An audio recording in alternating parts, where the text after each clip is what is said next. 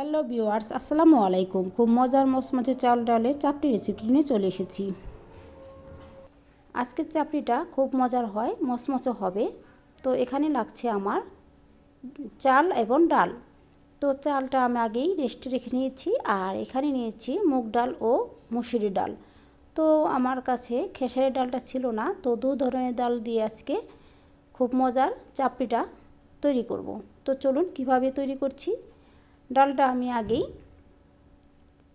ভিজিয়ে নিচ্ছি। তো বেশি করে পানি দিয়ে ভিজিয়ে নিলাম, আর 2 ঘন্টার জন্য রেস্ট রেখে দিলাম। পরে পেস্ট বানিয়ে নেব। আর এখানে আমি চালটা যে পেস্ট করেছিলাম সেটা রেস্ট রেখেছিলাম, সেটা এখন দেখতে পাচ্ছেন অনেকটা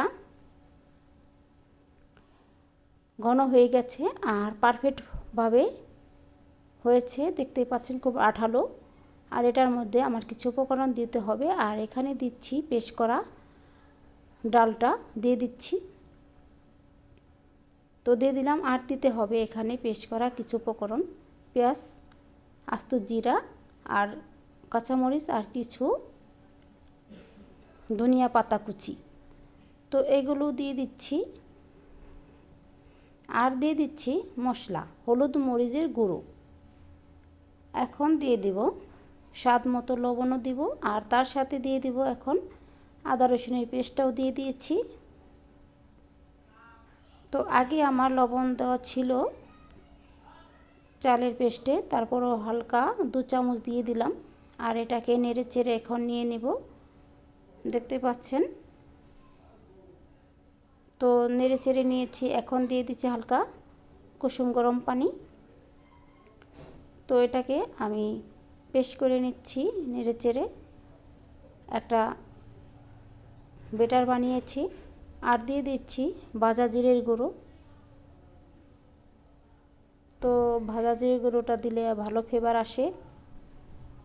তো আমার পেস্ট করা হয়ে গেছে, মিশিয়ে নিয়েছি সব উপকরণ। এখন আমি চুলাতে একটা তাওয়া বসিয়ে দিয়েছি, আর দিয়ে দিচ্ছি অল্প একটু তেল, সাদা তেল। সাদা তেলটা দিয়ে আমি এখন তাওয়াটা ভালো করে মুছে নিচ্ছি। ভালো করে গরম করতে বসিয়ে দিয়েছি।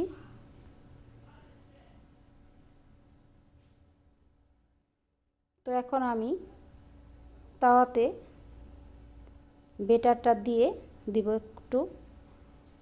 তো এখানে আমি 1 চামচের মতো দিয়ে দিচ্ছি। এখন আমি চামচ দিয়ে সুন্দর করে বেটারটা দিয়ে দিব ছড়িয়ে। তো একটা চাপড়ি আমি মেলে দিচ্ছি। এখন আমি ঢেকে দিলাম। তো ঢাকনাটা তুলে নিলাম। এখন আমি একটা উঠিয়ে দেখাচ্ছি। তো এরকম আমার চাপড়িটা হয়েছে, খুব সুন্দর হয়েছে। আরেকটা চাপড়ি মেলিয়ে আপনাদের দেখিয়ে দিচ্ছি। তো এটাকেও ঢেকে নিতে হবে।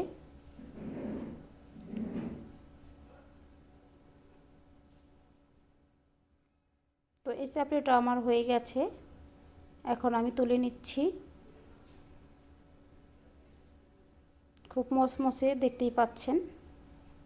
তো চাপড়ি হয়ে গেছে। যদি আমার রেসিপিটি ভালো লাগে অবশ্যই আমার চ্যানেলের পাশে থাকবেন, সাবস্ক্রাইব করবেন, লাইক কমেন্ট করবেন। ধন্যবাদ।